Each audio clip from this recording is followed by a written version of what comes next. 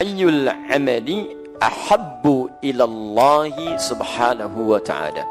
Seorang sahabat bertanya kepada Nabi SAW, ayyul amali ahabbu ilallahi subhanahu wa ta'ala. Amal apa yang paling dicintai oleh Allah subhanahu wa ta'ala? Ini luar biasa dahsyat ya.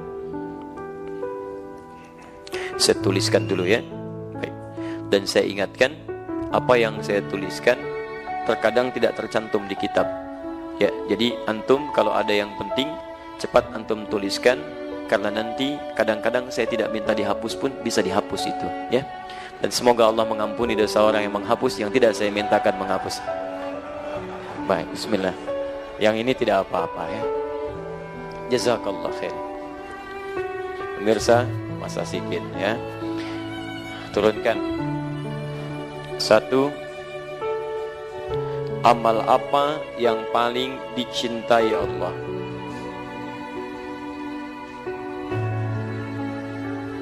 Ya. Artinya amal ini sangat dicintai Allah.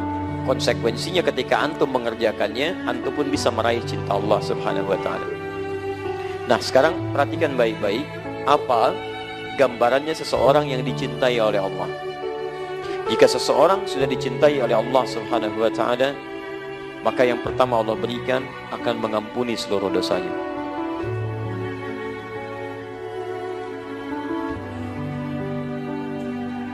Ampunan dosa. Dalil yang ditemukan Quran surah ketiga Ali Imran ayat 31, paling kiri sebelah atas. Qul in kuntum tuhibbunallaha fattabi'uni yuhibbukumullah. Katakan Muhammad, jika kalian serius mencintai aku, ikuti aku, ikuti sunnah petunjuk Nabi SAW. Poinnya, lihat, yuhibbukumullah, maka Allah akan cintai kalian. Cintai.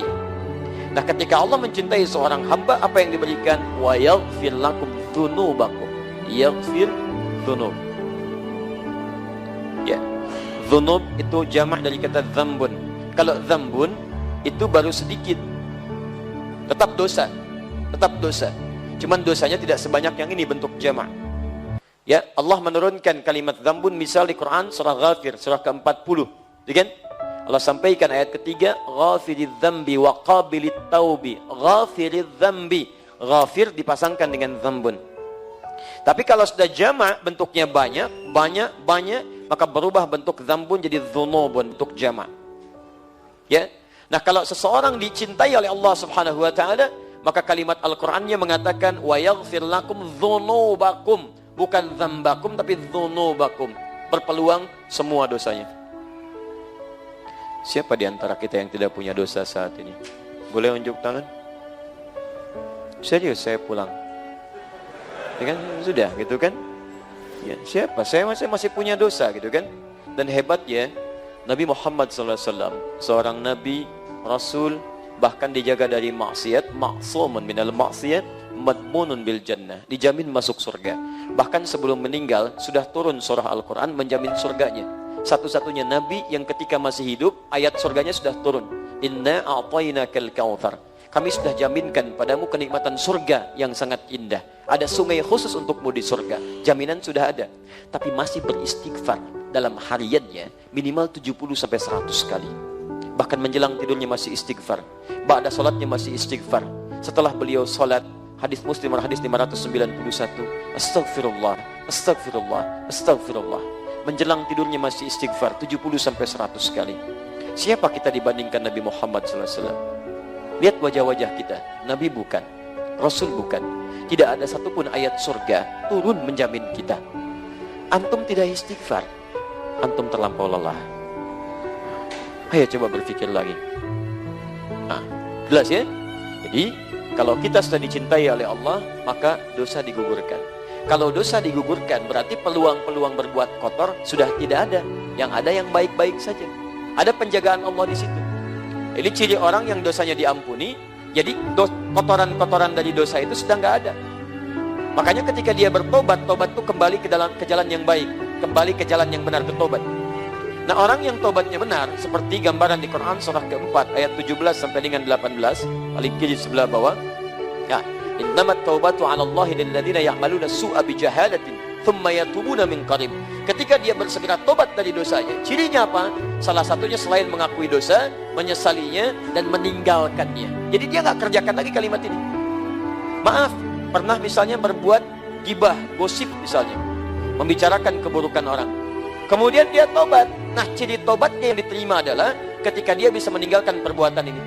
Allah mengampuni dosa ininya, maka hilang dia. Maka lisannya tidak bisa berbicara yang tidak baik lagi. Yang muncul yang baik-baik. Makanya kalau orang diampuni dosanya oleh Allah, masih hidup dia di dunia, orang ini akan dijaga dari perbuatan yang tidak baik. Baik, katanya baik, sampai ke ujung kakinya. Gosip, hilang, selesai. Saya tidak, Ustaz, Alhamdulillah, tidak seperti akhi yang itu tuh. Sama. Belum diampuni. Baik. Jelas ya? Jadi sahabat ini ketika bertanya, saya penting teruskan karena di sini tidak ada syarah demikian. Maksud saya, kalau antum mengamalkan apa yang dijawab oleh Nabi di sini, tidak sekedar amalan antum melimpah pahala, tapi berpeluang menggugurkan dosa-dosa dalam kehidupan kita. Jelas? Apa saja amalan yang dicintai oleh Allah, yang dengan itu berpeluang dosa kita pun digugurkan oleh Allah Subhanahu wa taala. Baik. Satu, beliau mengatakan, awas, fokus baik-baik ya. Kita amalkan setelah mendengar kalimat-kalimat ini. Pertama, as-salatu ala waqtiha. As-salatu ala waqtiha. Salat tepat pada waktunya. Salat tepat pada waktunya. Tolong fokus baik-baik ya. Ini bagian terpenting yang saya sampaikan. Saking pentingnya, baterai aja hampir habis tuh. Ya, ini boleh muncul lagi. Bismillah. Kedengaran suara saya? Alhamdulillah. Satu, as-salatu ala waqtiha. Baik. Kalau ada waktu, sesuatu kata menunjuk pada waktu, kemudian waktu ini menunjukkan pada penunaiannya tepat pada waktunya, di saat diperintahkan, maka kalimatnya menggunakan ala. Ala itu sesuatu yang dimiliki, tapi menunjuk bukan kepada kepemilikan benda, ya, semacam waktu dan sebagainya. Tapi kalau menunjuk pada benda, kalimatnya menggunakan lam. Misal, al-qalam li, ini spidol punya saya. Ya, al-bait li, rumah itu punya saya. Kadang disikat lamnya dibuang menjadi i, baiti, rumah saya. Qalami, pulpen saya. Kitab, buku saya. Kitabi, baik. Zauj, suami saya. Zauji, gampang teman-teman sekalian, mudah. Ab, bapak saya. Abi, ibu saya. Ummi, gampang ya. Baik, barang nggak dipakai, bekas. Baik, yang nggak dipakai, itu ya, itu ngarang. Bisa. Ya, itu kadang-kadang ya suka muncul. Kayak gitulah ya. Halaman luar teras, halaman luar saya, itu ngaco ya. Udah sini, fokus baik-baik. Maksud saya, ketika waktu menggunakan kata ala, ini menunjukkan tepat pada masanya. Di amal yang paling dicintai oleh Allah, yang pertama salat, artikan tepat pada waktunya. Ala berarti tepat. Bisa. Besok subuh jam berapa? 4.15, 4.10. Ayo berapa lagi? Baik. Ayo diskusi dengan teman, tanya kawan, call a friend. Ayo. Baik. 4 berapa? Gak apa-apa. Beda, tidak ada masalah. Ini menunjukkan antum datang dari daerah yang berbeda-beda. Betul. Kalau sama Bekasi 4.10. Sekarang naik 4.11 untuk hari ini. Tadi menyebutkan 4.15 berarti bukan daerah sini, Masya Allah. Betul, saya bersyukur kepada Allah. Antum diberikan keringanan langkah. Dari sekian manusia yang hidup, antum yang digerakkan ke sini. Padahal saya yang ngundang enggak, DKM juga ngundang enggak. Siapa yang menggerakkan langkah antum? Kalau antum sudah digerakkan, mustahil kalau bukan oleh Allah. Kalau antum digerakkan oleh Allah, dihadirkan di sini, duduk di sini untuk dirubah menjadi lebih baik, dan antum belum tersentuh jadi berubah, antum perlu dikemanakan lagi. Ya, dan memang settingan jam kita beda ya. Kita ambil yang tengah-tengah lah. Misal, baik. Saya ambil 4.15 yang tadi antum sebutkan. Adzan subuh 4.15. Berarti waktu sholat disampaikan telah tiba. Baik, jadi 4.15 itu waktu sholat. Waktu sholat, azan itu penanda waktu sholat tiba. Iqamat penanda waktu sholat akan dilangsungkan secara berjamaah. Di azan penanda waktu sholat tiba. Jadi kalau antum mendengar azan dalam situasi misalnya tertentu yang tidak memungkinkan ke masjid, misal sedang di perjalanan, sedang macam-macam, artinya waktu sholat itu tiba.